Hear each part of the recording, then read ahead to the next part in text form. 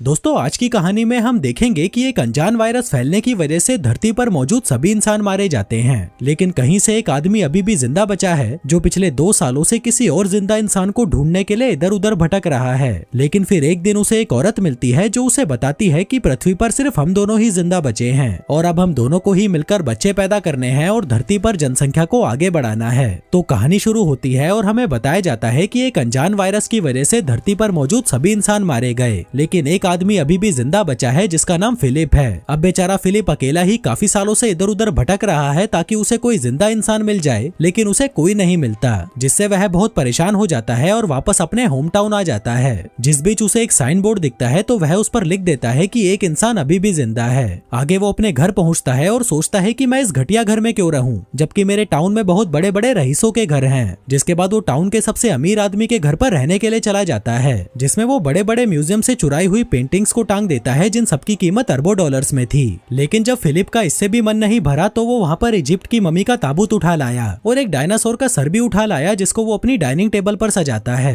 फिर रात को सोने से पहले वो ऊपर वाले से बार बार हस्त मैथुन करने के लिए माफी मांगता है जो वो पिछले 2 सालों से कर रहा था। फिर अगली सुबह वो टॉयलेट जाता है लेकिन उसमें पानी नहीं आ रहा था, तो वह अपना पिछवाड़ा धोने के लिए बहुत सारी बिस्लेरी की बोतल उठा लाता है। फिर पेट खाली करने के बाद उसे भूख लगी थी तो वह एक सुपरमार्केट में जाता है जिसके दरवाजे को खोलने की बजाय वो उसे बंदूक से उड़ा देता है। फिर अंदर आकर वो अपने लिए बहुत सारा खाना लेता है, लेकिन तभी उसकी नजर वहाँ रखी गंदी मैगजीन्स पर जाती है जिसको वह ठूस ठूस कर अपनी ट्रॉली में डालता है और वहाँ से निकल लेता है। रात को वह $10,000 की वाइन खोलता है और ऊपर वाले को शुक्रिया करता है। जिसके बाद वो 2 बार हाथ गाड़ी चलाता है और चुपचाप सोने चला जाता है। फिर अगले दिन फिलिप अपना टाइम पास करने के लिए घर के महंगे महंगे सामानों को बर्बाद कर देता है, लेकिन जब इससे भी उसका मन नहीं भरता तो वह एक महंगी मस्टैंग को एक सस्ती कार से भिड़ाकर विस्फोट कर देता है, क्योंकि वो बेचारा कब तक अपनी हाथ गाड़ी चलाकर टाइम पास करता। अब ऐसे करते करते कुछ दिन बीत जाते हैं और हम देखते हैं कि फिलिप का घर एक कबाड़ खाना बन चुका है और वैसे भी वो इस घर को क्यों ही साफ करता, ये घर उसका थोड़ी ना था। आगे वो एक रबर के पूल को दारू से भर देता है और उसी में नहाता है, उसी को पीता है। इसी बीच अचानक उसे जोर का टॉयलेट आ जाता है, लेकिन उसके टॉयलेट में कबाड़ भरा पड़ा था, इसलिए वो अपने लिए एक नया कमोड बनाने की सोचता है। वो एक स्विमिंग पूल के फट्टे को बीच में से काट देता है और वहीं पर हगने बैठ जाता है। फिर हगने के बाद वो एक बार में जाता है और वहाँ पर रखे हुए खिलौनों से पूछता है कि क्या तुम लोग थोड़ी दारू पीना चाहोगे, लेकिन जब वो खिलौने उसे कोई जवाब नहीं देते तो वह खुद ही पूरी बोतल दारू की पीकर वहाँ पर बेहोश हो जाता है। थोड़ी देर बाद जब उसे होश आता है तो वह एक खिलौने को अपने साथ कार में लेकर एक लड़की के पुतले के पास जाता है और उससे बातें करने लगता है। कहता है कि मैं बहुत दिनों से तुम्हें नोटिस कर रहा हूँ, लेकिन मुझमें इतनी हिम्मत नहीं थी कि मैं तुम्हें अपनी दिल की बात बता सकूं। जो कहकर वो उसे किस करने लगता है कि तभी उस पुतले का हाथ टूट जाता है, जिसे देखकर फिलिप उदास हो जाता है और अगले दिन एक पहाड़ी पर जाकर वहाँ पर RIP फिलिप लिख देता है। जिसके बाद वो अपनी कार में बैठता है और उसे फुल स्पीड से पहाड़ी से क्रैश करवाने के लिए आगे बढ़ता है, लेकिन इससे पहले कि वो अपनी जान देता उसे वहाँ कुछ अजीब सी चीज दिखाई देती है। वो जल्दी से अपनी कार रोकता है और देखता है कि पहाड़ के पीछे से धुआं निकल रहा है, जिसका मतलब था कि कोई इंसान अभी भी जिंदा बचा है। इसलिए वो जल्दी से उस धुएं की तरफ आगे बढ़ता है। फिर उस जगह पर पहुंचकर उसे एक कैंप लगा हुआ दिखाई देता है, जिसके साथ ही वहाँ पर एक लड़की की ब्रा भी टंगी हुई थी, जिसे देखकर वह खुश हो जाता है और उस ब्रा को सूंघने लगता है। जिसके बाद वो वहीं पर बेहोश हो जाता है। थोड़ी देर बाद जब उसे होश आता है तो वह खुद को एक खूबसूरत लड़की की गोद में लेटा हुआ पाता है, जो उसे कहती है कि मुझे तो यकीन ही नहीं हो रहा कि तुमने मुझे ढूंढ लिया। जो कहकर वो उसे किस करने लगती है, पर तभी फिर से उसकी आंख खुलती है और वह देखता है कि एक लड़की उसे CPR दे रही थी और वो दिखने में बिल्कुल भी खूबसूरत नहीं थी, इसलिए वह उससे डरकर दूर हट जाता है। वो उससे पूछता है कि वो खूबसूरत लड़की कहाँ गई, जिस पर वो लड़की, जिसका नाम कैरल होता है, कहती है कि तुम बेहोश हो गए थे और तुमने अपने कच्छे में सुसु भी कर दिया था, इसलिए मैं तुम्हें CPR दे रही थी। फिलिप कहता है कि मैंने सुसु नहीं किया, ये पहले से ही गीला था। जो कहते हुए वो उसकी तरफ बढ़ने लगता है, जिससे घबराकर कैरल अपनी बंदूक निकाल लेती है। कहती है कि पहले तो मेरी ब्रा नीचे रखो और ये बताओ कि क्या तुम एक अच्छे इंसान हो। वो कहता है कि हाँ मैं अच्छा हूँ, तुम मुझ पर भरोसा कर सकती हो। वो पूछती है कि तुमने ही उस साइन बोर्ड पर अपने बारे में लिखा था। फिलिप कहता है कि हाँ वो मैंने ही लिखा था। दरअसल अकेले रह रहकर मैं परेशान हो चुका था और अपनी जान देने ही जा रहा था कि तभी मुझे तुम दिखाई दी। जो सुनकर कैरल को उस पर तरस आ जाता है और वह उससे दोस्ती कर लेती है। आगे वो दोनों साथ में बैठकर कॉफी पीने लगते हैं, जहाँ पर हम फिलिप को देखते हैं जो बिल्कुल भी खुश नहीं था, क्योंकि वो अपने लिए हमेशा से एक खूबसूरत लड़की चाहता था, लेकिन उसे क्या मिला, ये जंग लगा कबाड़। जिसके बाद वो कैरल को अपना घर दिखाने ले जाता है, लेकिन तभी रास्ते में कैरल उसे एक स्टॉप साइन पर रुकने के लिए कहती है। जिसके बाद वो दोनों दाएं बाएं देखकर चेक करते हैं कि कहीं कोई सड़क क्रॉस तो नहीं नहीं कर रहा। आगे घर आकर फिलिप कैरल को अपना टॉयलेट वाला पूल दिखाता है, फिर कचरे वाला पूल दिखाता है और फिर दारू वाला पूल दिखाता है। फिर अंदर आकर कैरल को वहाँ बहुत सारे मैगजीन के ढेर पड़े हुए दिखते हैं, तो वह उससे पूछती है कि ये सब क्या है। फिलिप कहता है कि ये मेरी हाथ गाड़ी चलाने के लिए गंदी मैगजीन्स हैं। जो सुनकर कैरल हंसने लगती है और कहती है कि मैं तुम्हें जज तो नहीं करना चाहती, पर तुम मुझे बहुत बड़े ठरकी लगते हो। जो सुनकर फिलिप को बहुत बुरा लगता है और वो उसे वहीं पर छोड़ आता है जहाँ से वो उसे उठाकर लाया था। फिर अगली सुबह जब उसकी नींद खुलती है तो वह देखता है कि कैरल फिर से वहाँ पर आ गई है और उसके घर का कचरा साफ कर रही है। फिलिप कहता है कि आगे से जब तुम मेरे घर का कचरा साफ करने आओ तो मुझे बता कर आना। जो सुनकर कैरल को गुस्सा आ जाता है और वह फिर से वहाँ पर उस कचरे को फैला देती है। फिलिप उसे रोकने की कोशिश करता है तो वह कहती है कि हमें इसे साफ करने के लिए क्लीनर चाहिए, जिसको लेने के लिए वो दोनों सुपरमार्केट पहुंच जाते हैं। तभी फिलिप अपनी कार को हैंडीकैप लोगों की पार्किंग में खड़ी कर देता है, तो कैरल उसे कहती है कि ये जगह हैंडीकैप लोगों की है, तुम अपनी कार कहीं और खड़ी करो। जो सुनकर फिलिप को गुस्सा आ जाता है और वो कहता है कि कहीं तुम पागल वागल तो नहीं हो, इस दुनिया में हम दोनों के अलावा कोई और है ही नहीं, तो यहाँ पर हैंडीकैप इंसान कहाँ से आएगा। कैरल कहती है कि जो भी हो, पर तुम अपनी कार को कहीं और पार्क करो। अब फिलिप का दिमाग घूम चुका था, तो वह अपनी कार को सीधा सुपरमार्केट के अंदर घुसा देता है। फिर रात को वह अपने खिलौने दोस्तों से बात करने बार में जाता है और उन्हें बताता है कि अब मैं इस दुनिया का आखिरी इंसान नहीं रहा। मुझे लगा था कि मुझे एक खूबसूरत लड़की मिलेगी जिसके साथ मैं रोज मजे करूंगा, लेकिन मुझे क्या मिला, ये सड़ा हुआ करेला कैरल। फिर अगली सुबह जब वो बियर से कुल्ले कर रहा था,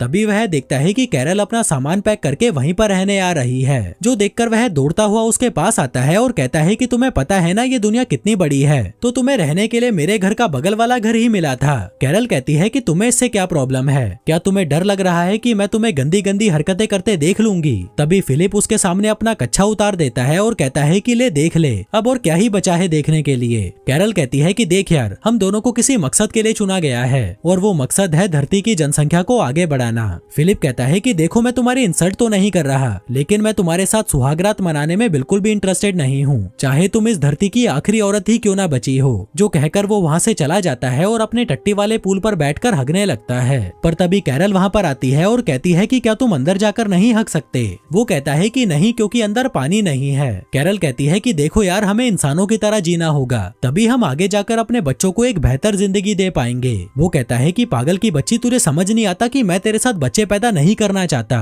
वो कहती है कि ठीक है, लेकिन मुझे खाने के लिए फ्रेश फ्रूट्स और वेजिटेबल्स चाहिए, क्या तुम्हें नहीं चाहिए वो। फिलिप कहता है कि मुझे इससे कोई फर्क नहीं पड़ता। तभी कैरल अपनी पॉकेट में से एक टमाटर निकालती है और उसे चिढ़ाते हुए खाने लगती है। वहीं उसको टमाटर खाता देख फिलिप भी 2 साल पुराने डिब्बे में पैक टमाटर खाने लगता है, लेकिन उसे वो खाने में मजे नहीं आ रहे थे, तो वह रात में चुपके से कैरल के गार्डन में घुस जाता है और उसके सारे टमाटर खा जाता है। फिर अगली सुबह कैरल उसके घर पर आती है और पूछती है कि क्या तुम्हें टमाटर खाकर मजे आए, जिस पर वो उसके मुंह पर मुंह कर जाता है और कहता है कि मुझे नहीं पता तुम क्या बोल रही हो, जिस पर कैरल उसे आतंकवादी बोलकर लंगड़ाती हुई वहाँ से जाने लगती है। फिलिप उससे पूछता है कि तुम्हारे पैर को क्या हुआ। वो कहती है कि जमीन से पानी निकालते वक्त मुझे चोट लग गई। अब उसकी ये हालत देखकर फिलिप को उस पर तरस आ जाता है, इसलिए वो उसकी पानी का जुगाड़ करने में मदद करता है, जिसमें वो एक वॉल्व से पानी के पाइप को जोड़कर पानी को कैरल के घर तक ले आता है, जिसे देखकर वह बहुत खुश होती है और उसे रात को डिनर के लिए इनवाइट करती है। फिर रात में डिनर के दौरान कैरल फिलिप को बताती है कि तुम्हारे औजार को देखकर मुझे पूरा यकीन हो चुका है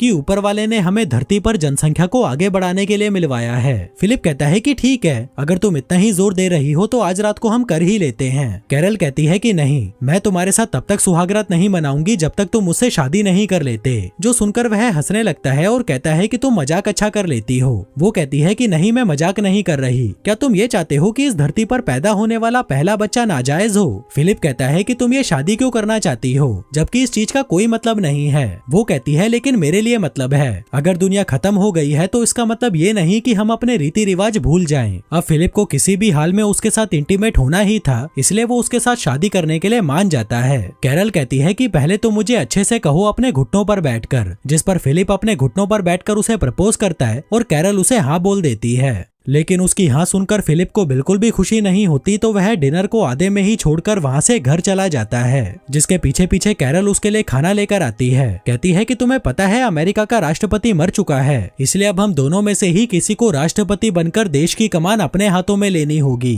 वहीं फिलिप, जो उससे बहुत ज्यादा परेशान हो चुका था, कहता है कि तुम ही बन जाओ राष्ट्रपति। वो कहती है कि मैं नहीं बन सकती क्योंकि मुझे लोगों के बीच भाषण देना नहीं आता, इसलिए उन दोनों की सहमति से फिलिप को राष्ट्रपति बना दिया जाता है। फिर फिर अगले दिन कैरल स्टोर से अपनी शादी के लिए कुछ सामान लेने जाती है। वहीं फिलिप अपनी बैचलर पार्टी एंजॉय कर रहा था, जिसमें वो बहुत सारे टिश्यू पेपर्स को इकट्ठा करके उसमें आग लगा देता है। जिसके बाद वो फटे पुराने कपड़े पहनकर चर्च में पहुंचता है, जहां कैरल ने चर्च को बहुत अच्छे से सजा रखा था और खुद भी वो बहुत अच्छे से तैयार होकर आई थी। फिर शादी के दौरान जब रिंग पहनाने की बारी आती है तो फिलिप शादी की रिंग लाना ही भूल जाता है। दरअसल वो ये शादी करने में बिल्कुल भी इंटरेस्टेड नहीं था, जो देखकर कैरल गुस्सा हो जाती है और शादी को बीच में ही छोड़कर वहां से चली जाती है। तभी फिलिप उसके पीछे पीछे उसके घर पहुंचता है और उसे दरवाजा खोलने के लिए कहता है, लेकिन जब वो दरवाजा नहीं खोलती तो वह उसके दरवाजे को तोड़ देता है। फिर अंदर आकर वो देखता है कि कैरल ने अपने घर को बहुत सुंदर सजा रखा था, क्योंकि वो अपनी शादी को लेकर बहुत ज्यादा एक्साइटेड थी। जिसके बाद वो कैरल को देखता है जो सड़ी हुई शक्ल लेकर एक कमरे में बैठी हुई थी।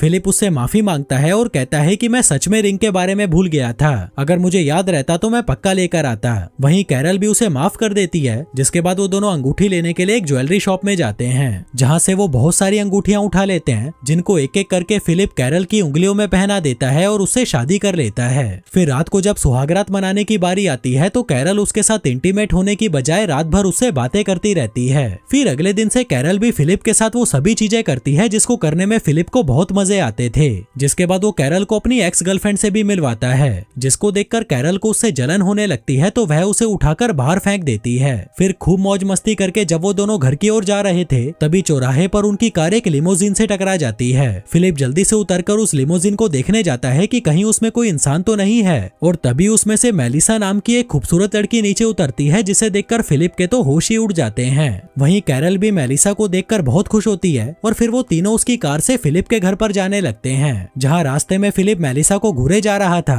और उसको पटाने के लिए उसकी छोटी छोटी बातों पर खिलखिलाकर हंस रहा था। मेलिसा बताती है कि मैं वो टाउन के बाहर लगे साइन बोर्ड को पढ़ के यहाँ पर आई थी और पिछले 2 हफ्तों से यहाँ पर कुत्ते की तरह भटक रही थी, लेकिन मुझे यहाँ पर कोई नहीं मिला। जो सुनकर फिलिप सोचने लगता है कि मुझसे कितनी बड़ी गलती हो गई, ये लड़की तो कैरल से पहले यहाँ पर आई थी, अगर ये मुझे पहले मिल जाती तो मैं इससे ही शादी करता। तभी कैरल भी मेलिसा को बता देती है कि हमने भी 1 हफ्ते पहले ही शादी की है। जो सुनकर मेलिसा चौंक जाती है और कहती है कि यार तुम तो बड़े तेज निकले। वहीं ये शादी वाली बात फिलिप को बिल्कुल भी अच्छी नहीं लगती और इससे पहले कि कैरल उन्हें कुछ और बताती वो कार की बीच वाली खिड़की को बंद कर देता है। इसके बाद वो तीनों घर पहुंचते हैं, जहां मेलिसा उसके घर में लगी हुई महंगी महंगी पेंटिंग्स को देखकर हैरान हो जाती है और कहती है कि मैं बहुत थक गई हूँ, मुझे रेस्ट की जरूरत है। फिलिप कहता है कि तुम मेरे घर पर आराम कर लो, हम बहुत सारी बातें करेंगे और साथ में मिलकर खूब मजे करेंगे। पर तभी कैरल कहती है कि अगर मैं होती तो उसके घर में बिल्कुल भी नहीं रुकती, क्योंकि फिलिप इस घर के पूल का इस्तेमाल हगने के लिए करता है। जो सुनकर मेलिसा कहती है कि ठीक है, मैं अपने लिए कोई दूसरा घर ढूंढ लूंगी। फिर जाने से पहले कैरल उसे डिनर के लिए इनवाइट करती है, जिसके लिए वो मान जाती है। तभी कैरल उसे गले लगा लेती है। वहीं फिलिप जो ऐसे मौके कभी नहीं छोड़ता, वो भी उनके बीच में घुस जाता है और जाकर मेलिसा को पीछे से चिपकने लगता है। फिर शाम के समय जब डिनर की तैयारी की जा रही थी तभी फिलिप वहाँ पर अपनी दाढ़ी काट कर आता है, जो देखकर कैरल चौंक जाती है कि जब उसने कहा था तो फिलिप ने उसे दाढ़ी काटने से मना कर दिया था। दरअसल वो मेलिसा के साथ इंटीमेट होने की नाकाम कोशिश कर रहा था, जिसके लिए वो कुछ भी करने को तैयार था। फिर रात में जब सभी डिनर टेबल पर थे तभी फिलिप मेलिसा को घूरे जा रहा था और अपने आप को कोसे जा रहा था कि उसने इतनी जल्दी शादी क्यों कर ली। जिसके बाद वो मेलिसा की हर बात में हाँ मिलाने लगता है, जैसे कि जो मूवी मेलिसा की फेवरेट थी वो फिलिप की भी फेवरेट थी, जो खाना मेलिसा का फेवरेट था वो उसका भी फेवरेट था, जो कार उसकी फेवरेट थी वो उसकी भी फेवरेट थी। दरअसल वो ये इसलिए कर रहा था ताकि मेलिसा को लगे कि इन दोनों के बीच में कोई कनेक्शन है। फिर डिनर खत्म होने के बाद कैरल फिलिप को अपने साथ मस्ती करने के लिए बुलाती है, लेकिन फिलिप का बिल्कुल भी मन नहीं था तो वह उसे मना कर देता है और कहता है कि मेरे पेट में दर्द है। कैरल पूछती है कि तुम मुझे एक बात बताओ, कहीं तुम मेलिसा से आकर्षित तो नहीं हो? वो कहता है कि नहीं, ऐसा कुछ नहीं है, जो कहकर वो सोने चला जाता है। तभी आधी रात में मेलिसा उससे अपनी बजवाने आती है, जिसे देखकर फिलिप कुत्ते की तरह उसके पीछे जाने लगता है। पर तभी उसे वहाँ कमोड पर बैठी हुई कैरल दिखाई देती है, जिसे देखकर वह बुरी तरह डर जाता है। फिर अगली सुबह मेलिसा फिलिप से मिलने आती है, जहाँ वो देखती है कि फिलिप एक्सरसाइज कर रहा था। दरअसल वो मेलिसा को अपनी बॉडी दिखाकर पटाना चाहता था। मेलिसा उसे बाहर बुलाती है और पूछती है कि ये सब क्या है। फिलिप कहता है कि ये मेरी तरफ से तुम्हारे लिए एक तोहफा है, क्योंकि मैंने तुम्हारी लिमोजिन जो तोड़ दी थी। वो कहती है कि तुम्हें ये सब करने की कोई जरूरत नहीं है। इसी बीच कैरल फिलिप को आवाज लगाकर अपने पास बुलाती है और पूछती है कि क्या तुमने मेलिसा को एक नई कार गिफ्ट की है। वो कहता है कि हाँ, क्योंकि मैंने उसकी लिमोजिन तोड़ जो दी थी। वो कहती है कि तुम्हारे पास ये सब करने का टाइम है, जबकि मैं तुम्हें 100 बार बोल चुकी हूँ कि मेरा दरवाजा ठीक कर दो, पर तुम्हारे पास इसके लिए टाइम नहीं है। अब मुझे नहीं पता तुम इसे कैसे भी ठीक करो। आगे कैरल मेलिसा को अपनी शादी की फोटोज दिखाती है जो उसने खुद ड्रॉ की थी। मेलिसा पूछती है कि अगर तुम दोनों की शादी हो चुकी है तो तुम दोनों साथ में क्यों नहीं रहते। वो कहती है कि नहीं, मैं उसके साथ नहीं रह सकती, वो बहुत गंदा है। मैंने उसके साथ शादी सिर्फ धरती पर जनसंख्या को बढ़ाने के लिए की है। वहीं जब फिलिप दरवाजा ठीक कर रहा था तभी मेलिसा उसके पास आती है। वो कहती है कि मेरे पास एक जनरेटर है जिससे हम बियर को ठंडी करके पी सकते हैं, इसलिए तुम शाम को कैरल को लेकर मेरे घर पर आ जाना। लेकिन फिलिप अकेले ही उसके घर बियर पीने पहुंच जाता है और उसे कहता है कि कैरल की तबीयत खराब है इसलिए वो नहीं आ सकती, जबकि इसने कैरल को बताया ही नहीं था कि मेलिसा ने इनको बियर पीने के लिए इनवाइट किया है। फिर बातों के दौरान मेलिसा उसे बताती है कि मैं पिछले 2 सालों से किसी मर्द की तलाश में भटक रही हूँ, क्योंकि मुझे भी मजे करे काफी साल बीत चुके हैं। मेरी भी कुछ जरूरतें हैं जिन्हें मैं पूरा करना चाहती हूँ। फिलिप कहता है कि हाँ, मैं समझ सकता हूँ, ये सब नेचुरल है। मेलिसा कहती है कि मैं तुम दोनों के लिए बहुत खुश हूँ कि तुम दोनों साथ में हो। भले ही तुम दोनों में अनबन चलती रहती है पर तुम दोनों साथ में तो हो, जिसकी मैं बहुत इज्जत करती हूँ। वहीं फिलिप उसे ये बताने के लिए तड़पा जा रहा था कि मैं कैरल से बिल्कुल भी खुश नहीं हूँ। मैं तो तुम्हारे जैसी किसी लड़की के साथ मजे करना चाहता था,